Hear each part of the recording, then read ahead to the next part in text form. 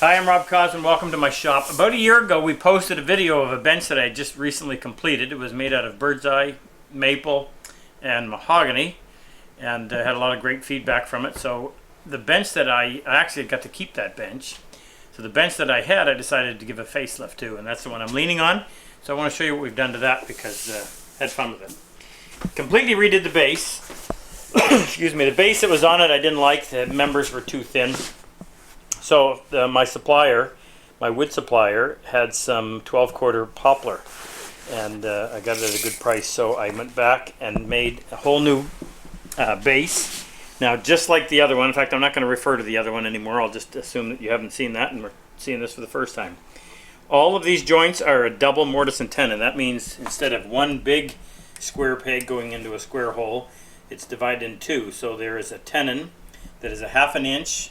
Now that is 3.5 inches, so it would be 3 inches by 1/2 inch on this side, then a space in the middle, and then the same thing on the other side. It improves the leverage.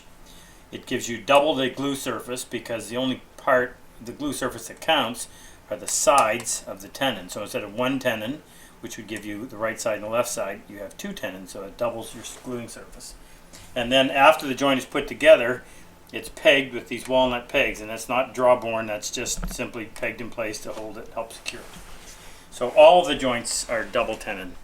What else can I tell you about this? We use walnut, big heavy walnut for stretchers, and I love this this wedge for assembling it, because if you get the geometry right, when you tap that in, it is as solid as a rock, never comes loose, and yet if you want to take it apart, it's just one tap from that side.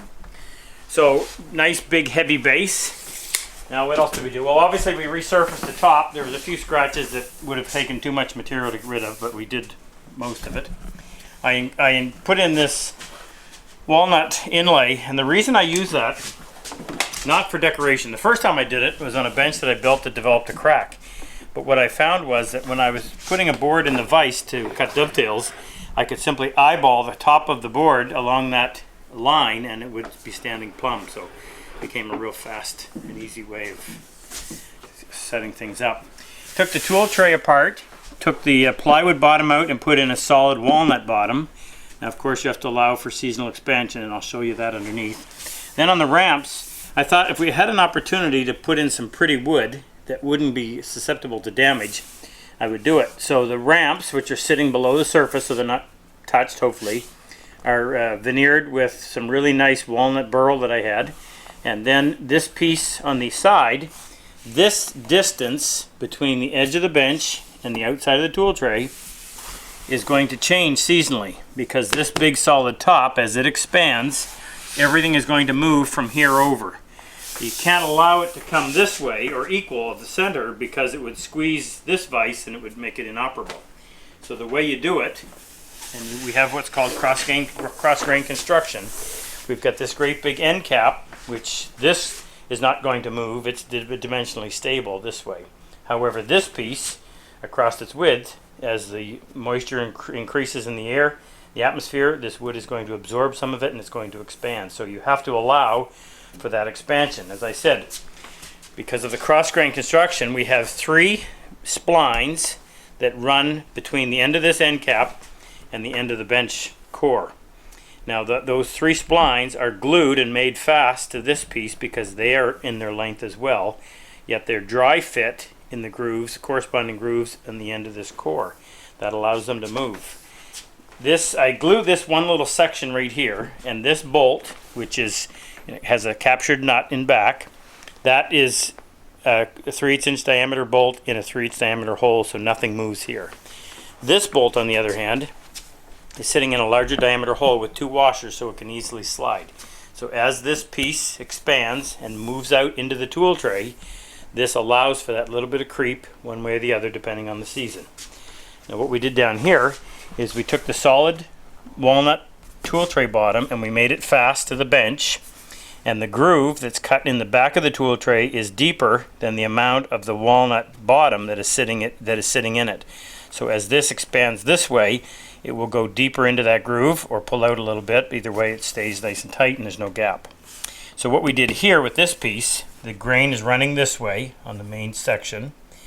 So normally you would just have a gap in here. Well, I made it fast right here. In other words, it is fastened to the tool tray right here and right here. And then there's another screw down here that is in a larger diameter hole that allows for movement. And then what I did here is I took a thin piece of wood, cut a groove in the end of this piece, drilled and put in 2 springs, and then put this piece in the groove, spring loaded, and as this expands or contracts, the springs will allow for that, and this piece of wood down in here will move one way or the other to always keep that nice and tight. Okay, and then on the corner we did what are called houndstooth dovetails. So you have your big dovetail, and then you have little, actually your big pins, the dark portions are your tails, and then in between each big tail are 2 smaller pins. Just a fancy dovetail, but it also actually increases the glue surface without changing the strength of the joint by reducing the amount of material you have right there at that baseline, which is what would happen if you put in another tail.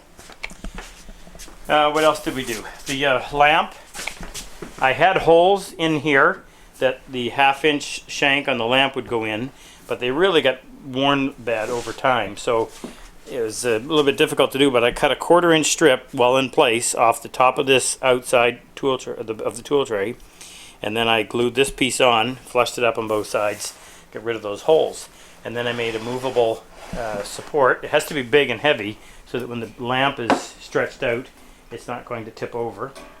And then to account for this weak part of the lamp is this 1/2 inch shank on here. So what I did is I drilled a 1/2 inch hole in this mushroom that I turned on the lathe out of a piece of maple, which has a larger diameter surface that moves within that walnut lock. And of course this is veneered as well on the front, on the top, and on the inside with that same burl.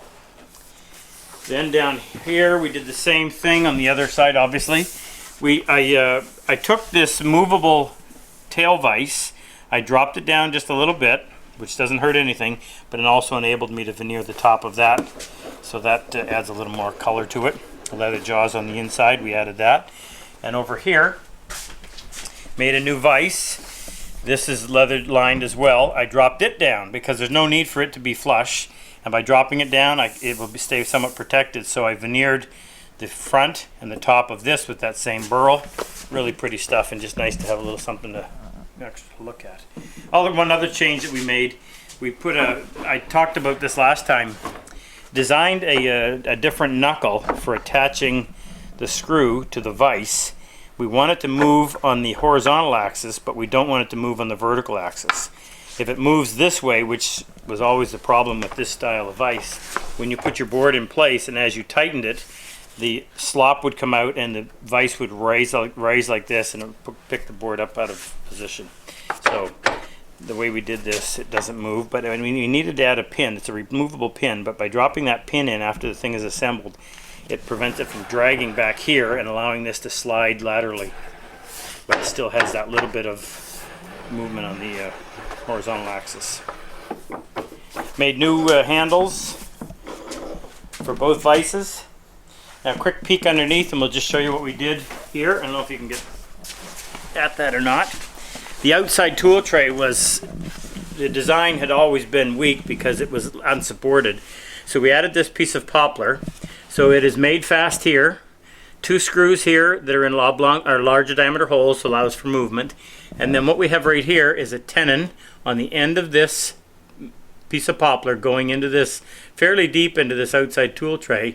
And I didn't glue this just in case you can take it apart in the future to refinish it.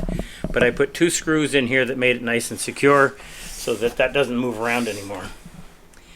And then we cleaned up the underside, and there's a whole lot more to be done there.